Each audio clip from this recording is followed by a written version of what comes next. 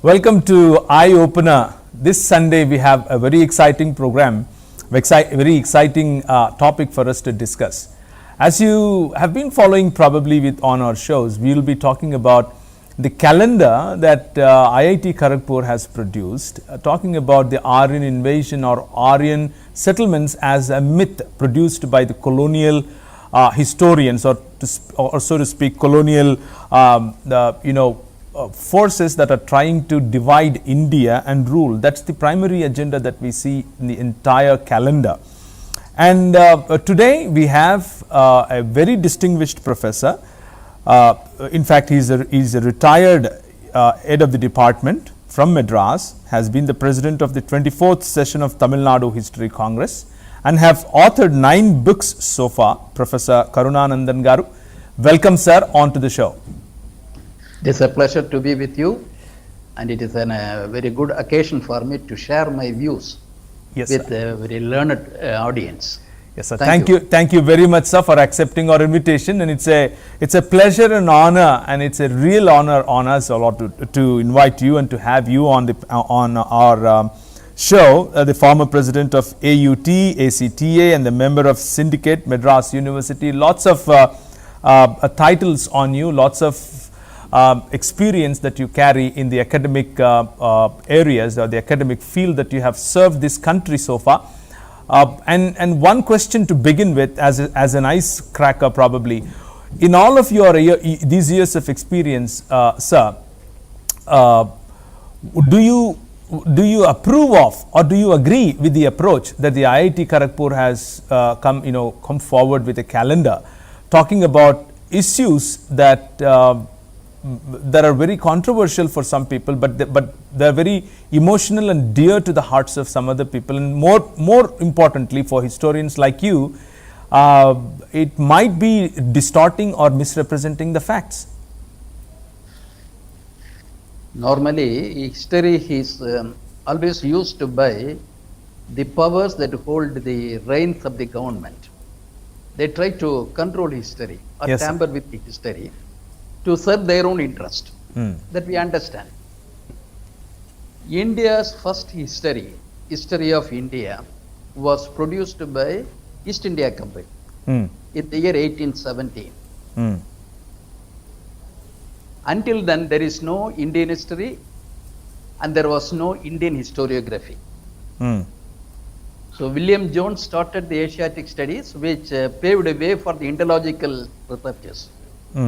At the time, they were served in the government. East India Company is not a regular an administrative agency. It secured the territories here and it was permitted to run the administration. So as a Western country, England felt the need for creating history for the colonies that it created later, so that its administrators will be benefited by that knowledge.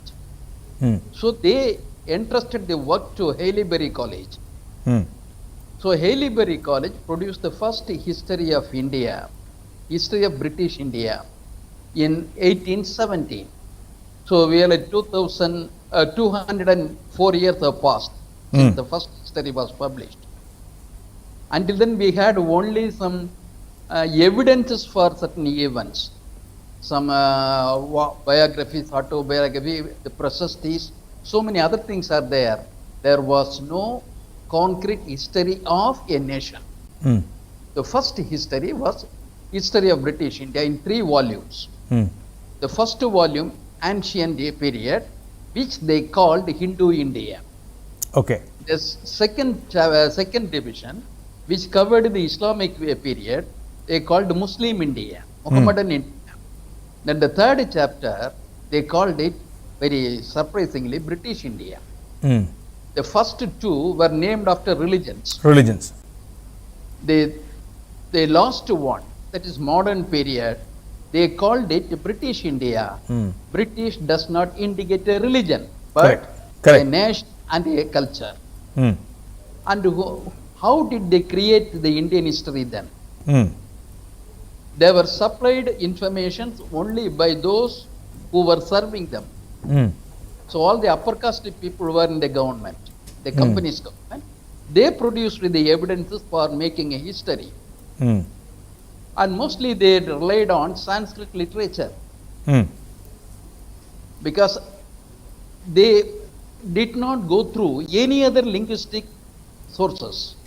They relied only on Sanskrit literature, which served the purpose of a ruling clique or a influential clique in the society. So based on that, they created Hindu India. Unfortunately, that Hindu India at that time, no literature, Sanskrit or any other literature, makes a reference to Hindu. There is no Hindu in any of the Sanskrit literature. Hinduism is not a religion. But anyway, who then created that history? Only the upper caste people who served the government, they supplied the materials and they developed it further. So when Max Muller, he was entrusted with compiling the Sanskrit literature, he was given money for it by the East India Company. How that a German man could know Sanskrit, that language was forbidden for other people in India. This question was raised by E.M.S. Namboodiripad, the Marxist leader, who was twice the Chief Minister of Kerala. So whose interest it was supplied to him? He learned Sanskrit with Brahmins. Only with the Brahmin help, he learned Sanskrit and translated it into other language.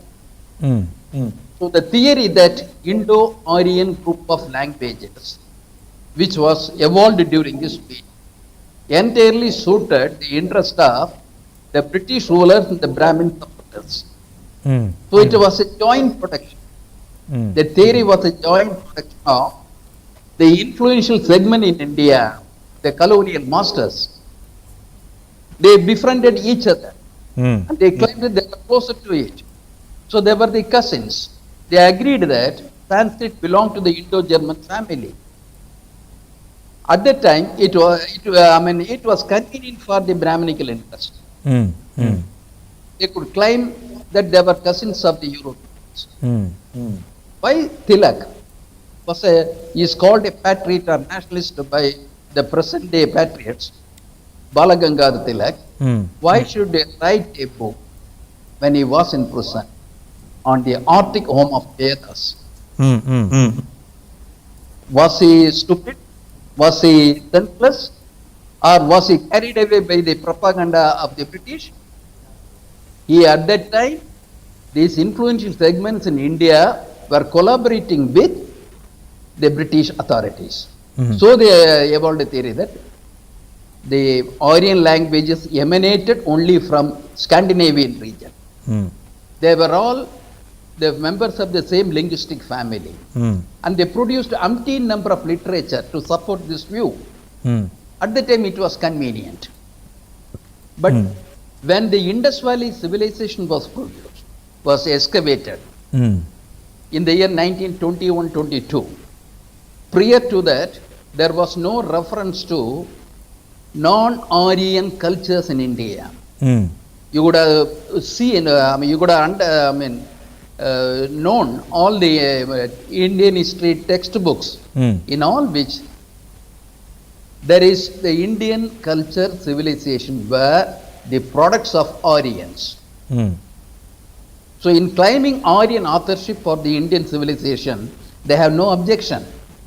Even today, the UGC produced a syllabus for the universities for the undergraduate courses in history, which claims one whole unit is devoted to Aryan civilization. So Arya, when they use Arya for their self-projection, it is a patriotic expression. When the same Arya was disputed, or when it is stated there are non-Aryans too, when that argument comes, it becomes treason. Because all these arguments were coming from one particular propaganda. That is, they say that the Aryan invasion is a myth.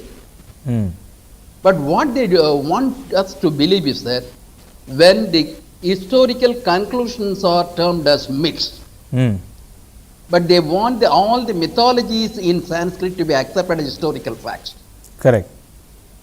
And they say that these Aryan, non-Aryan arguments were part of the British what you call conspiracy to divide and rule. What we find in history of civilization in the world is that no civilization can emerge in isolation. The development from the animal stage to civilized society comes through responding to the challenges, coming into contact with others, and their preparedness to evolve new methods to overcome the existing challenges. No civilization can be produced by Robinson Crusoe, who was isolated in an island. Civilization comes only when you live with others. So that's an excellent way of putting it. No civilization can emerge in isolation. That Yes. if we take that as the ground reality, if we take that as an agreed, statement, everybody probably might agree with that. If that is the case, why reputed institutions like IIT Kharagpur are if they are bringing a calendar that says that everybody belongs to the same family and we are learning from each other, it's all just one nation, Aryans and Dravidians, and this is all a course or a created myth, stuff like that. If they are trying to produce one identity, will that be a problem to academicians like you? Definitely, because history is an art of searching the truth that made our progress from the under-civilized to uncivilized stage to a civilized one. So in this, we are all partners in progress. And if anybody says that he is the only person who created everything, because the Kharagpur calendar is a classic example of colorable exercise of authority. Okay. Because that is a technological university. We can understand, we produce something about the technology that exists in the past. The technological institute is abused to distort existing history. Because authority is abused to project one particular view, because that's also interest of, exploitative interest of some other group. Here, the Kharagpur calendar is not the first instance of abuse of authority. Okay. It was preceded by the institution of a committee for the construction of India's cultural history for 12,000 years, which never produced any report. And then it was followed by the national education policy, in which they wanted the students and teachers to agree that India's culture and civilization emanated only from Sanskrit and Sanskrit-based culture. Right, sir. Before I forget, I'm sorry if I'm asking questions in the middle, but this is a very important question for me and also for the audiences, because there are some comments asking me about these questions when I posted about an interview about you. The national education policy that you just referred to a couple of minutes ago, how is it connected to the authoritarian ideology or the authoritarian ideology that you are talking about? Is it going back to the roots of our own learning system? Will that be a problem to academicians? Definitely, because you know that education was originally in the state list, and it was transferred to the concurrent list during the emergency. Okay. The fathers of the Indian Constitution acknowledged the fact that in a federal system, the education, health and such other things should be administered only by the state, because which is nearer to the people. And India being a multicultural, multilingual nation, education ought to be exercised by the provincial governments or the state governments. And so far we had 3 education policies. 1968, the first education policy which was produced when Prime Minister Indira Gandhi was the helm of affairs. The second one during the time of Rajiv Gandhi. The third one in 2020, the Bharatiya Janata Party's regime. The first one was published when education was in the state list. Okay. These were in the form of recommendations, suggestions. Recommendations, right. And the second one, which was enacted after the education was transferred to the concurrent list in the days of Rajiv Gandhi. There too, the recommendation of the Rajiv Gandhi's education policy were not given as orders to the state governments. States were given the option to adopt it, modify it, or reject it. So Tamil Nadu, as far as Tamil Nadu is concerned, Tamil Nadu rejected 3-language formula, retained 2-language formula, because this was possible because of the constitutional position of education as a state interest. In the concurrent list too, what is exactly expected? Both governments should concur on a particular issue. Concurrence should precede the decision, conclusion. But here, the union government takes a decision and asks the state government to adopt it.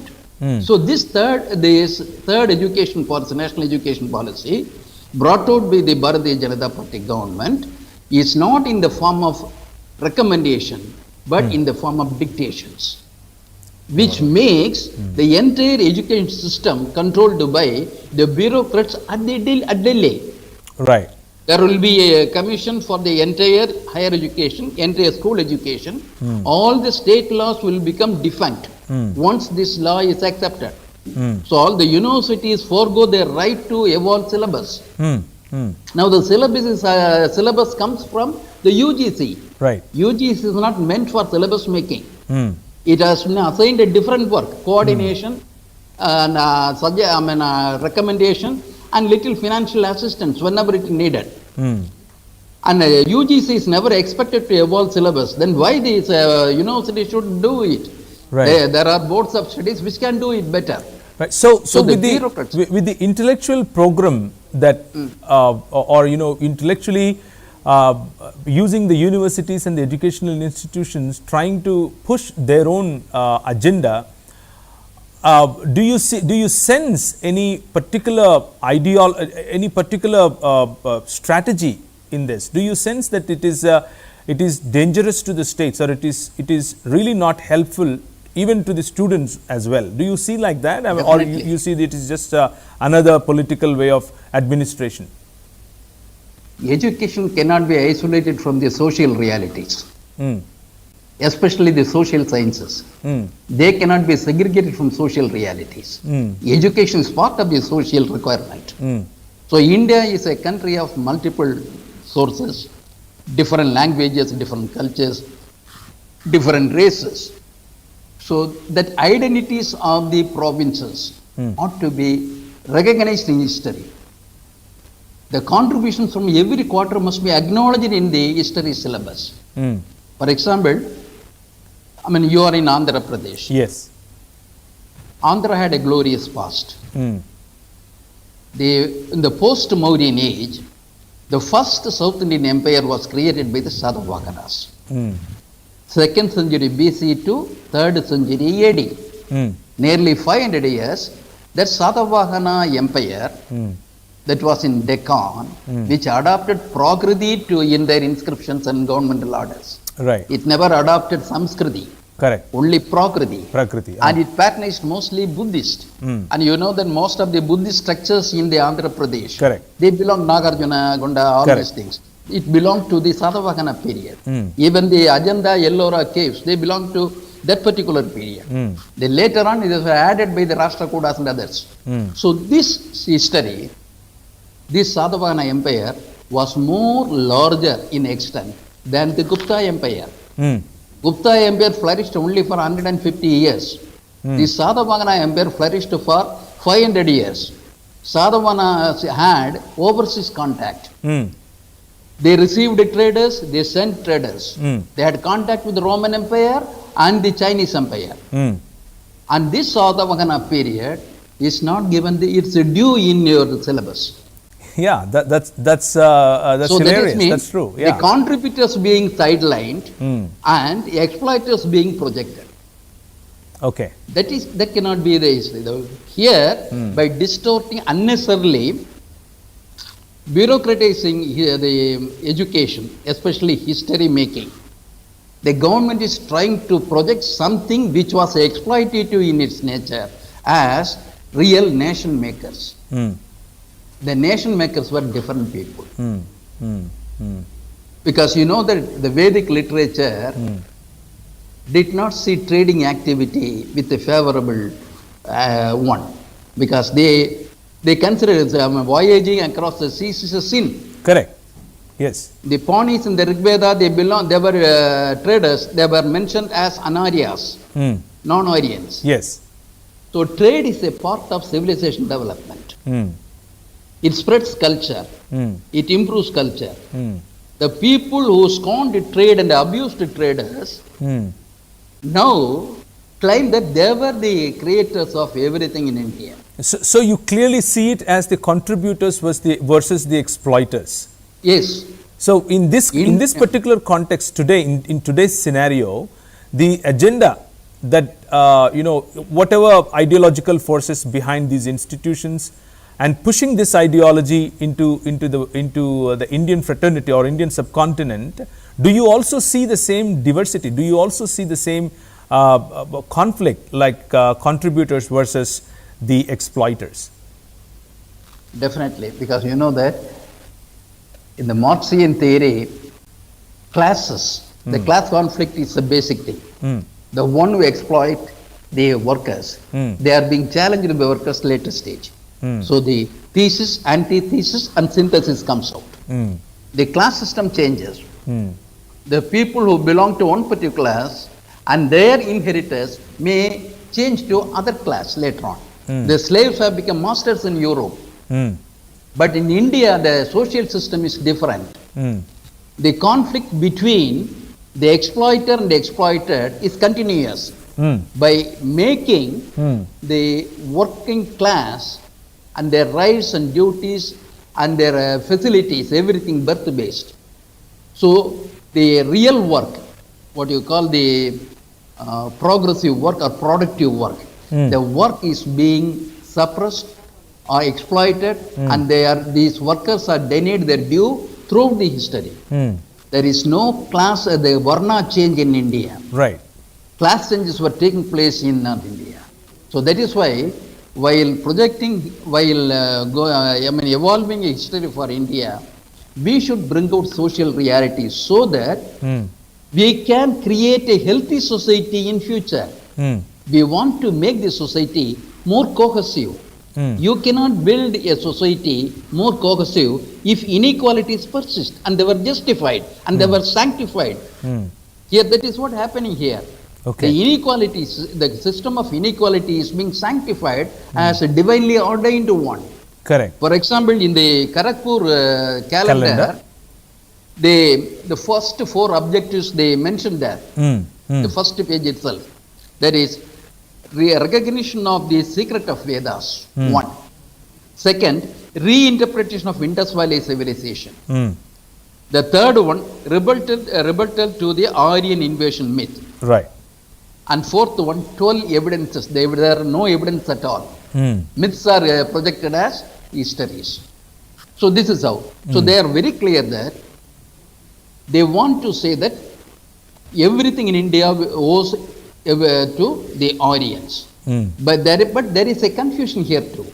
By Aryan, they don't mean all the Aryan working class. They don't accept Buddhist. They don't accept Logayadas. They don't accept the people who are workers in the Aryan society. It is, in fact, they try to mislead us that Aryans, by Aryans they mean only Brahmins. There are several books produced by the same people who are members here, stating that the Brahmins were the fathers of Tamil civilization. The Brahmins are the fathers of the Bengali civilization, Marathi civilization. It is a caste. It's really interesting to hear that from you. How would you respond to an argument like that, that Brahmins or Brahminical society is originally fathered Tamil society? How would you take it?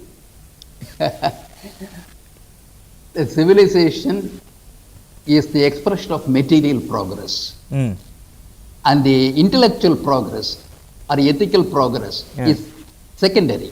Material progress is the basis of the civilizations. Building cities, houses, and all the facilities for the human activity, all these are created in the civilizational activity. Okay. Who will indulge in this productive activity? The pottery is done by potters. The cloths are produced by the weavers. Brick making is the work of the workers. Where does the Brahmin come here? The Brahmin, as per the Smritis, he was not entitled to do manual work. The manual work is done by somebody else. How can he claim that? Who designed that manual work?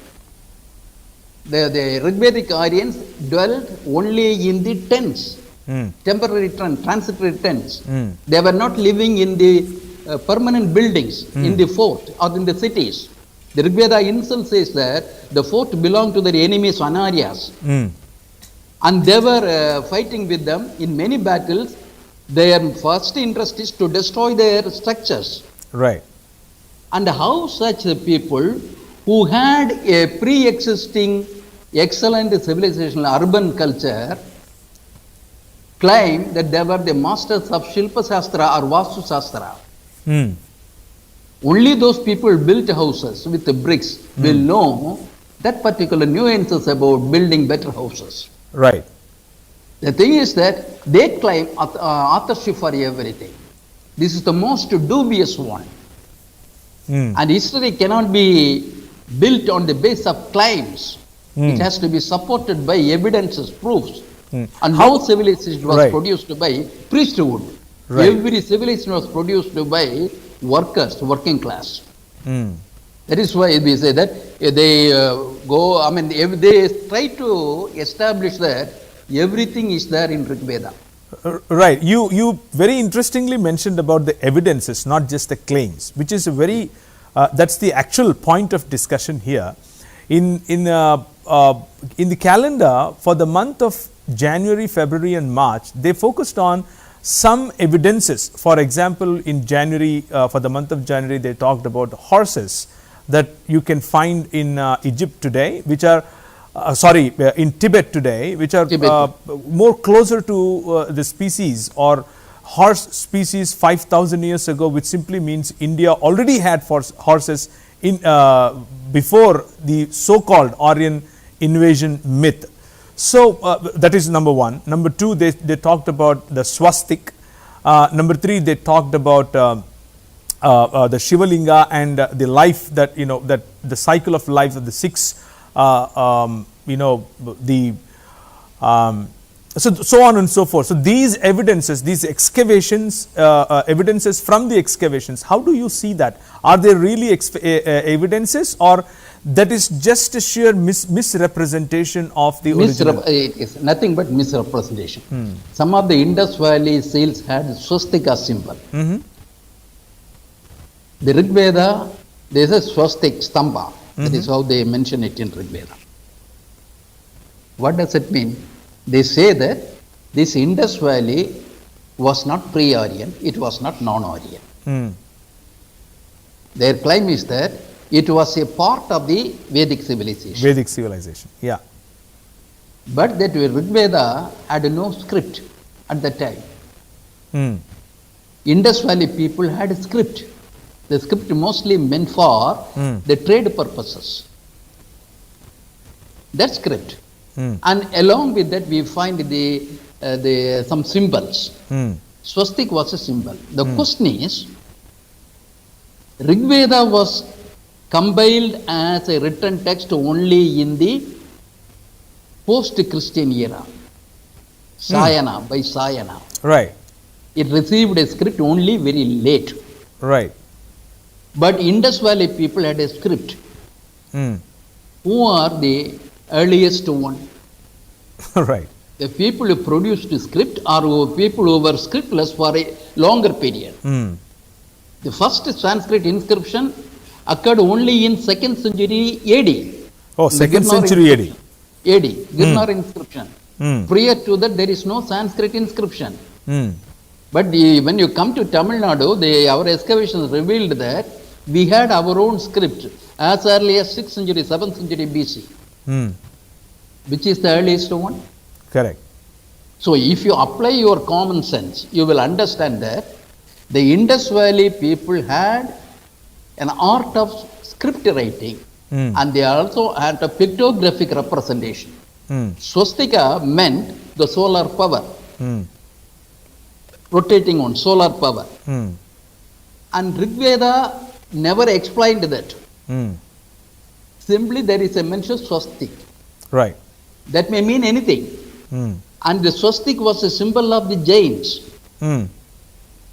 So it is used by several people, but the earliest one occurred only in Indus Valley. Now they say that swastik commenced from Rigveda.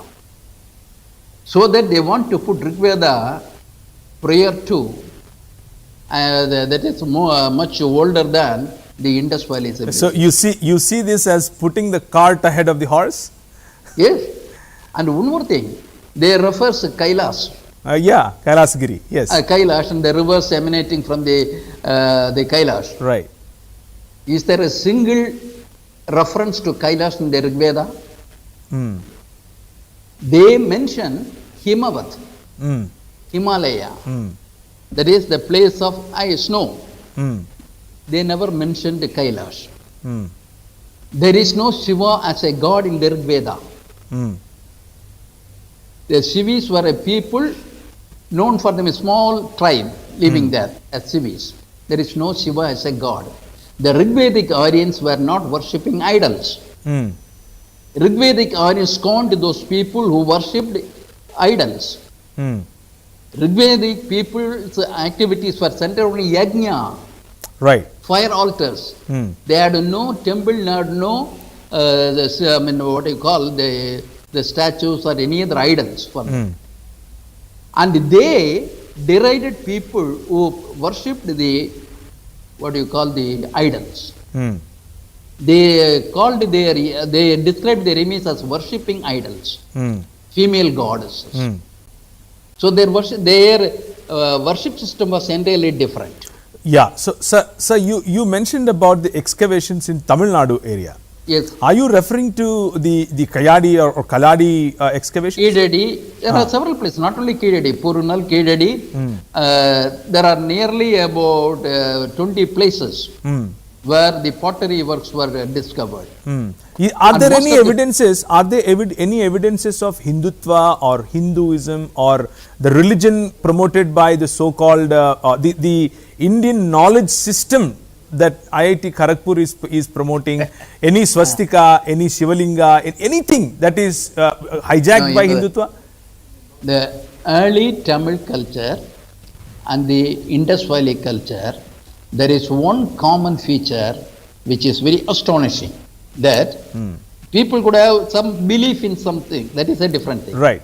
But there was no organized religion, there was no big temple.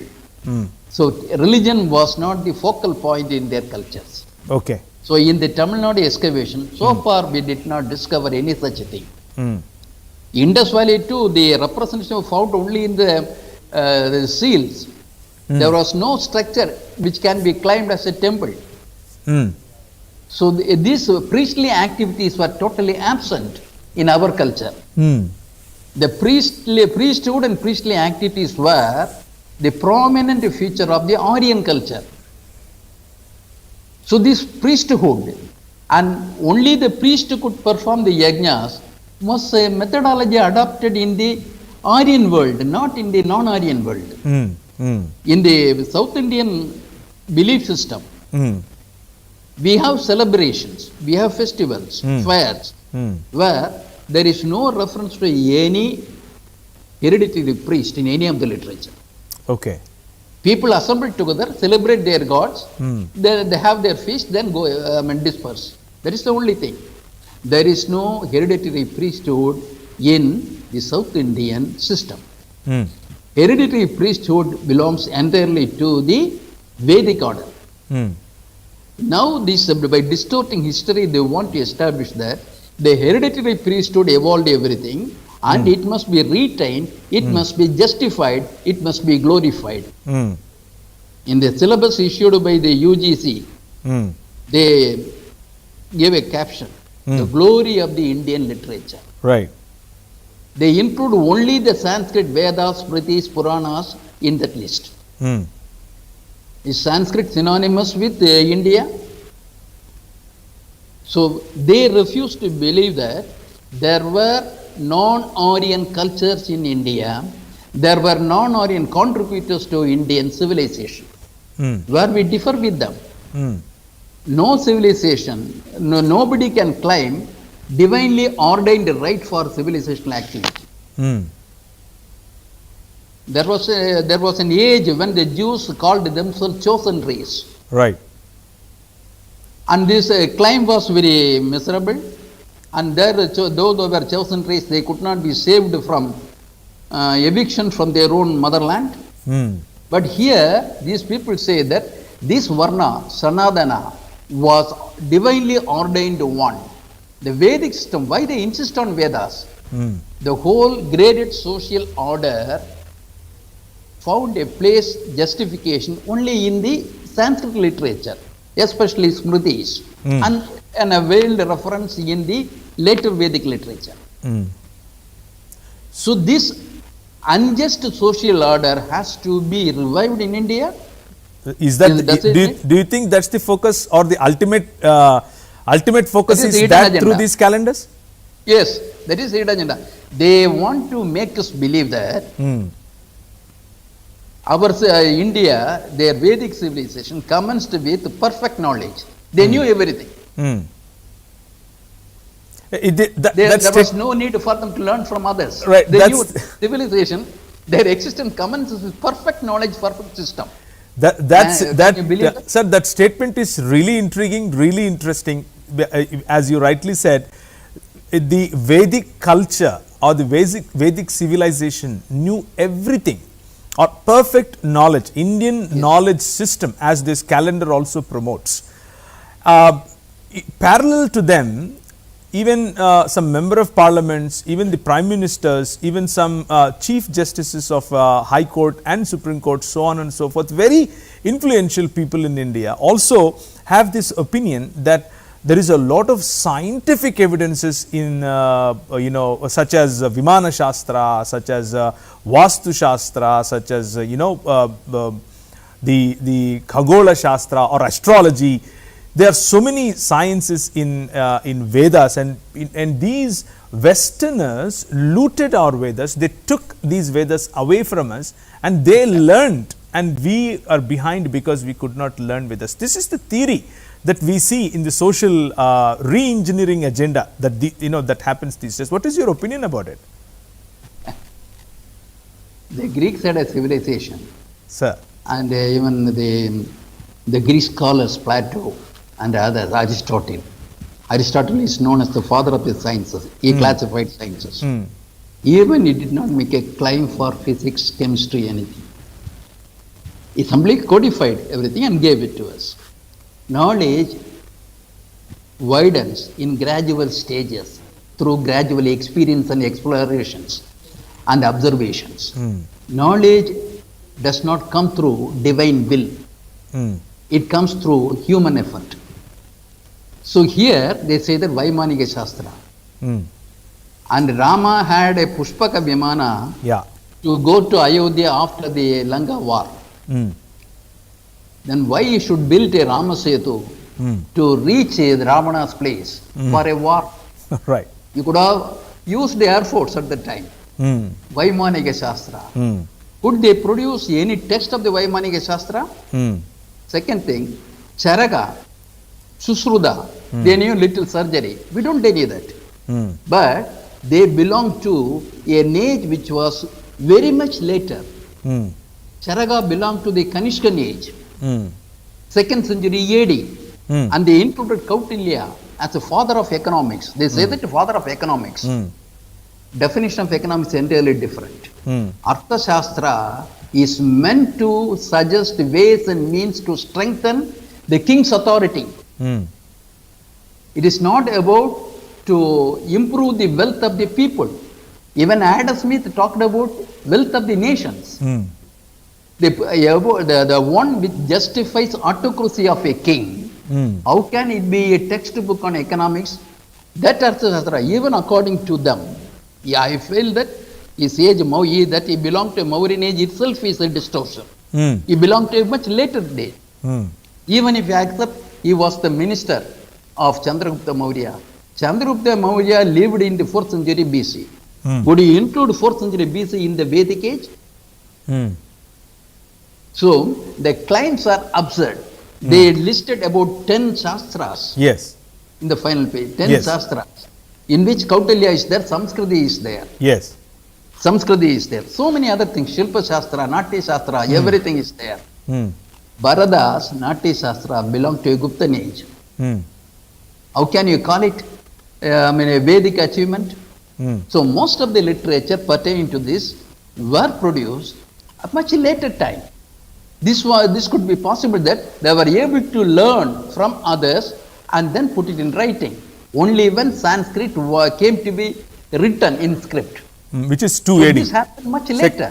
Which is 2nd century AD, as you pointed out. After 2nd century AD. So they cannot claim anything to it. And even the earliest monuments in India were Buddhist monuments. None of them belong to the Vedic monument. If the Vedic people were much excellent builders, Vedic structure could have been available now. Monuments could have been available now. The earliest monuments available in India belong to Ashokan age. You cannot show a temple which belonged to pre-Ashokan age. So all these claims were bogus claims to mislead the innocent people. But now what they do now is that they want to make it official record. The authority cannot be abused to make falsehood as a real thing. So if you are a genius, we don't say that other people are perfect. The non-Aryans had their own defects. So no system had perfection in it. They learned their lessons and they improved their conditions. Right. So here this Hindutva claim is that they commenced as a perfect order. The perfect order would continue if you accept the other sub-facts of the perfect order. One of which, the first one is the way of life, the Sanadana system, the graded social order. Everyone should do the work which is assigned to them by the scripture. Right. So this is what they try to project. Sir, I wanted to bring your attention to the initial comments that you made. Okay. Right at the beginning of the show itself, you said that the first Indian history was written in 1870.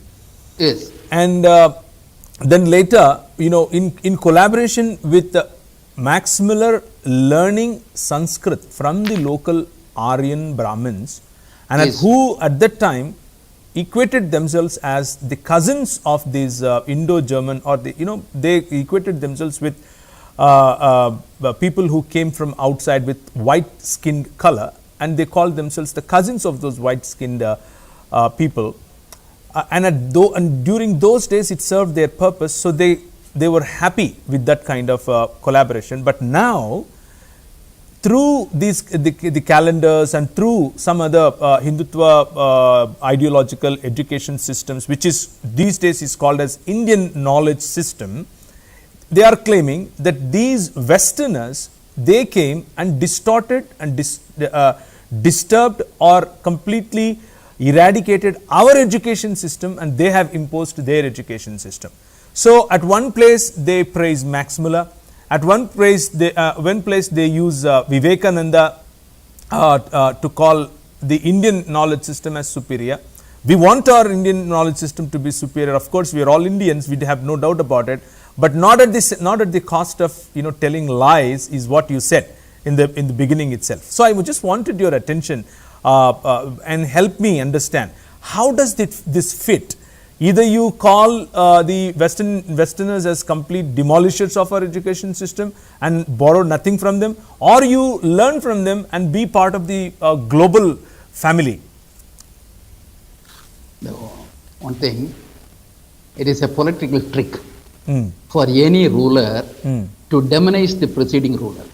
Okay. Modi will demonize Nehru so that he can project himself as the real hero. Demonization had been taking place in history writing for many years. They accused the colonial regime for the loss of our knowledge system. The British were the first people. The colonies were created. In fact, to be truly speaking, India was not made a true colony. Colony virtually means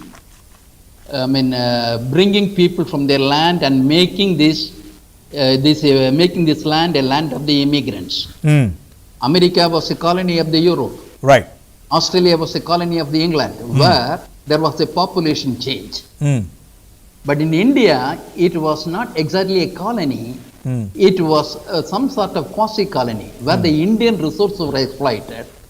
But many Europeans did not reach here to stay here forever. Only a few hundreds of Europeans came here. They could win because we were divided at that time. They conquered only divided India. Undivided India. Who divided India prior to that? Our own people, they quarreled with each other. Any empire was disintegrated by the rebels, and rebels are glorified by the local interest. And the rebels then are, they are experiencing the same fate. There were rebels who revolted there, the rebels' authority. So this, what you call balkanization of India was taking place for many years, because this balkanization benefited only one segment, that was the priesthood.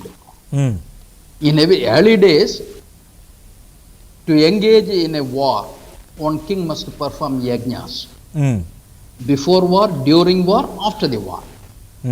Very expensive rituals. And the entire revenue went to appease this priesthood. And the balkanization benefits that when the number of kingdoms increase, number of priesthood increases. Yeah. And the revenue also gets distributed. Distributed.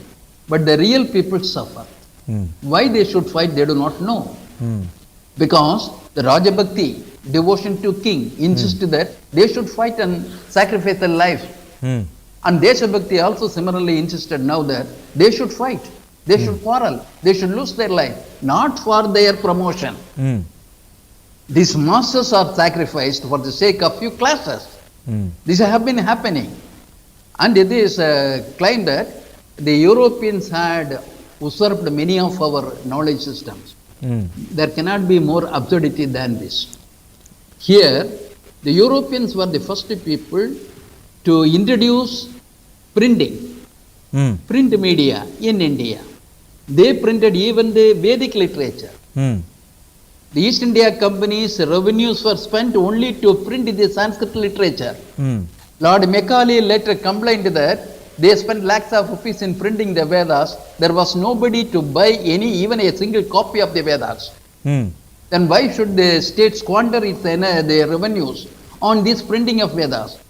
So what Macaulay did was that until then, what was education? Writing the Vedic hymns was the education. The mantras, yantras, these were the education. So the Paఠశాlas, Sanskrit Paఠశాlas, were meant only for the priestly class. And the government's revenue was spent only on that. After the Macaulayan system, public schools were introduced for the first time. And they stopped paying large grants to the madrasas and the Paఠశాlas. Instead, Macaulay made it very clear that government revenue could be spent only on public education, secular education. So modern science, technology, modern social sciences, economics, philosophy, everything were introduced during the Macaulayan system.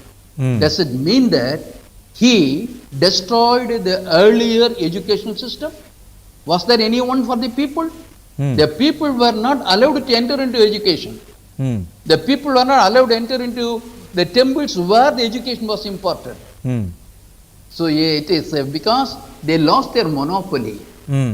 Because they lost the ground to claim that they knew everything. Vedas had everything in it. That is, humbug, the indulgent. Vedas does not have everything in it. So that's Vedas are hymns. So that is their problem, because they lost their hegemony or monopoly or control over this education systems. They are claiming it to be the lost or distorted by the Westerners. And what about your, give me a little bit of more information or your opinion. Probably this might be my last question before I call this a day. People like Bishop Robert Caldwell or G.U. Pope in Tamil Nadu, their contributions towards the local literature and education and etc. etc. You definitely mentioned about Macaulay, but what about these people? Because we tend to hear from the books that our Hindutva friends write that these are the people that aim at distorting our education system. These are the people that made our education system crawl, disappear completely by introducing, praising some of the Tamilian literature. They favored one set of group and completely eradicated Aryan education system is what the books are claiming. First thing,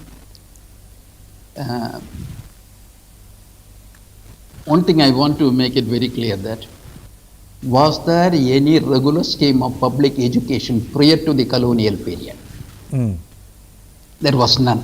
Okay. Some village assemblies had imparted primary education to some people. When you talk about higher education, only Vedic learning was considered as higher education, which was deprived to the other groups, masses. And then, when the Europeans were indulging in linguistic studies, their first attention was only to Sanskrit. Who assisted them?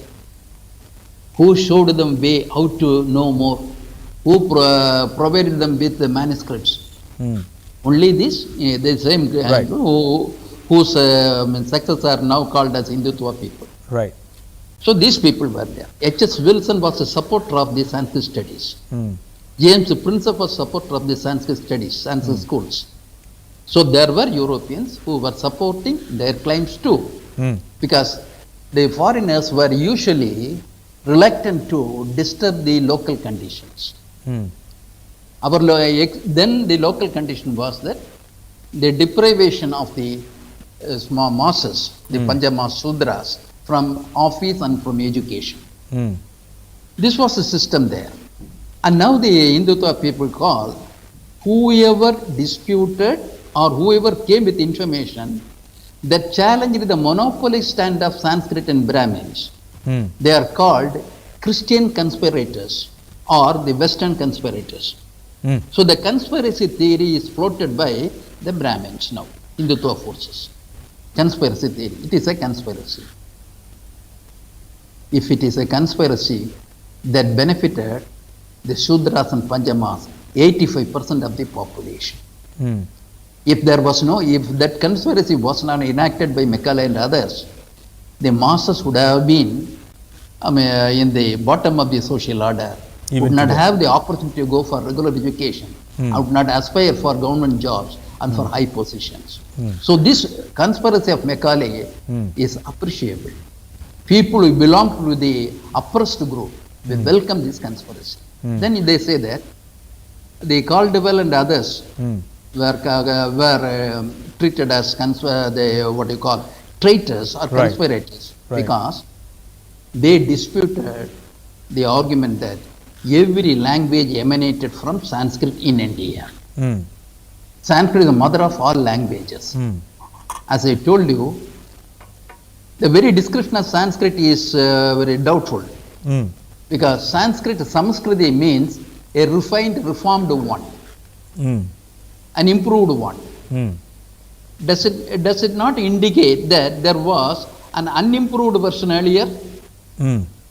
So what was the language prior to it? Sanskrit was never a popular language in India. Not even So today. this- Not even today. today, not even in the past. We are the earliest empire, Nandan Empire. Then the succeeding empire, Mauryan Empire. Then the southern empire, Sadavahana Empire. Tamil kingdoms. We all know that they never used Sanskrit. So Sanskrit was only a later language developed from an ancient language which they themselves call Prakriti. Prakriti means natural, the one which was already existing. The Prakriti was, this Sanskrit was developed from Prakriti.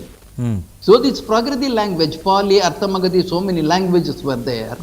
These were spoken by the people and the rulers at that time. So Buddha did not use Sanskrit because it was not popular language. Mahavira did not use Sanskrit because it was not popular language.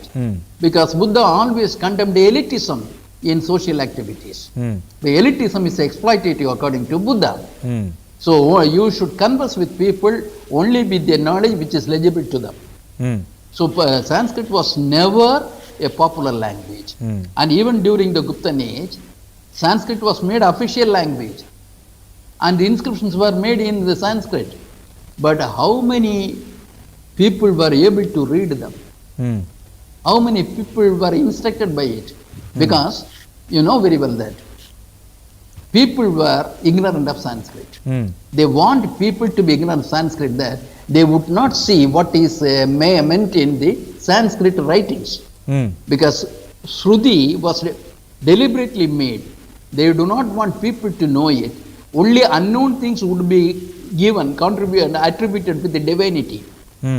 If known, it is known. What is the content of Vedas? If the people were able to read and learn about Vedas, they will not accept the sacred literature. They will know it is the work of the priesthood. So they do not want the people to know the real content of the literature. That is why they keep it for themselves. They refused it to others. So that's Sanskrit. But here, this the author, Sanskrit is the mother. So many Puranas and so many stories were floated with the Brahmins. They claimed even Tamil was created by a person from the north, Agastya. Who gave the first grammar to Tamil, the non-existent grammar. Agastya is mentioned only in the 8th century literature. There was no 8th century AD? 8th AD. Oh, literature. okay. That's pretty new. Through a story, they floated this. And he went to Pudiyil Hills, Tirunelveli region, Pudiyil Hills, for a divine purpose. Lord Shiva's wedding was taking place. Very costly weddings, like our BJP leaders' wedding events. Very costly, so many people assembled there. So Kailash began to, it has submerged. So to retain the balance, Agastya was sent to the Pudiyil Hills. So when he reached there, the balance was restored. The people who wrote the Puranas did not know that the world is spherical. And they stated that this Agastya now evolved the grammar, first grammar of Tamil. And whose disciple was Tolkappiyar, whose grammar work is now available. But Tolkappiyar's work never mentions Agastya. There are not even a single reference to Agastya. So they made false claims. Similarly, when you go to Kerala, they will find that it was Parasurama who created Kerala. So everywhere they try to establish their authority over other people.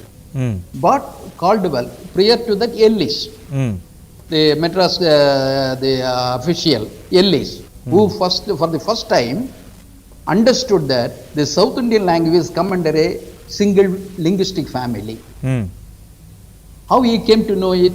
Because there was a school of linguistic studies in St. George Fort. To make the company's officials know the languages of the local people. At that time, Madras presidency had 4 linguistic regions. Tamil, Telugu, Kannada, Malayalam. Yes. So they had to go through the 4 linguistic regions. Then they found that there were similarities in between the 4 languages. The first person to establish that the South Indian languages belong to non-Sanskrit group was Ellis. And this was developed into research thesis by Caldwell. Hmm. So if you claim that Tamil had its own origin or Telugu had its own origin, then you are a traitor. And you believed the Westerners. The Westerners, did not destroy it. They revealed the fact through linguistic studies, philological studies, that these languages come under a similar thing. They could thrive without Sanskrit. Right. And the basic words were entirely different from the Sanskrit group of languages. So that was established. When they were able to establish it, they now say that it was out of their conspiracy, divide and rule. Right. And Marshall, when he discovered the excavations, conducted excavations, found that pre-Aryan urban civilizations were existing in those regions, he became a conspirator. It was a conspiracy. So whatever was challenging the monopolistic claims of the Brahmins, those things will be treated as conspiracies. Traitors and conspiracies, yeah. If we believe that, we are a traitor. If we accept that view, we become a traitor. But if any foreigner says that the Brahmins were the makers of the entire civilization, like David Frawley, who is in America, then they become the real scholar. Michel Danino of France, who was a pattern of Sanskrit knowledge, and he is a great scholar. If you agree with the Sanskrit superiority, you are a patriot. If you don't agree with the Sanskrit superiority, Brahminical superiority, you become a traitor. This is the attitude. India as a multiple cultures country, where we people, there is a need to live together, we understand. We will live together, but on the basis of equality, on the basis of equal dignity. All these Hindutva claims make, question our dignity in a, a society, united society. India can be strong only when this diversity is respected and harmony is established. India will weaken, it will be split into groups. If this uniformity is insisted a condition for unity, the Hindutva forces want us to accept uniformity as a precondition for unity. Real and knowledgeable people, real patriotism means love of the people, not merely land, love of the people too. The real patriots. Real patriots would not accept anything that would deprive the people of their dignity. Right. So that is the challenge. Right. So one last question, and I know we ran out of the time, but one last question, sir. From the Shankaracharya, the Adi Shankaracharya, who is from Kerala, he calls himself as the Dravida Putra, though he is venerated as an Arya, and he is a Brahmin, and he is the guru of matas, etc., etc. But he calls himself as the Dravida Putra. So does it indicate, in their opinion, that Dravida is simply means the south, or simply means a region, not a separate race? Dravida has different dimensions. The non-Aryan culture, civilization that existed in India and beyond India, they could be brought under the category Dravidian civilization. Dravida is something like Aryan, and the Sanskrit is a language, Tamil is a language. So here Dravida, we did not invent the word Dravida for a mischievous hidden agenda purpose. Okay. Dravida was used for the first time in inscription we find in Karavela's Adhigumba inscription. Okay. Where he refers to Dramila Sangadam, a Dravidian confederacy, which was there for 113 years. And that confederacy was broken by Karavela of Kalinga. So that inscription belongs to 169 BC. So as early as 2nd century BC, Dravida was known to them, known to the people. And here in the Skanda Purana, again in Sanskrit, there are references to Panja Dravida, the Brahmins who were living in 5 Dravidian territories. So all the non-Aryans were known as Dravidas, Panja Dravidas. Okay. So they included Marathi region, that included Gujarati region, Andhra region, Tamil region too. So Dravida was a known term to identify non-Aryan, So non-Brahminic. anything outside of that Aryavarta is Dravida. Aryavarta never included South India. Right. The European these, visitors to India in the 1st century AD, even before that, the Pliny, Livy and other people, Right. even that book, Periplus, they refer to the South Indian region as Damarike, not as Indique. Damarike. Right. So they had a different identity. Hmm. So this Shankaracharya is a very important character in Indian cultural social history. Right. He belonged to 8th century AD. Hmm. He did not call himself Dravida Shishu. That is how the Brahmins today claim. He referred to Thiruñana Sambandar, one of the Saivite Nayanmar, Hmm. as Dravida Shishu, Dravida child. That means he was a non-Aryan, non-Brahmin. Dravida Shishu. So then, Dravidian group of languages. This was, this theory was formulated only in the 19th century. Hmm. So Dravida means severally a different culture and a different linguistic group and different faith system, but in any way, it means non-Aryan, non-Brahmin. Non-Aryan, non-Brahmin. We are so basically the discussion that we had today simply proves that the IIT Kharagpur and the agenda behind the calendar that they have produced to showcase as if there is the Aryan settlement or invasion or two separate linguistic and cultural groups that exist in India, one as Dravida and one and the other as Arya, is a myth, is what they are saying. But because it is inconvenient to them. Right, because it is inconvenient to them, as you obviously and rightly put forth.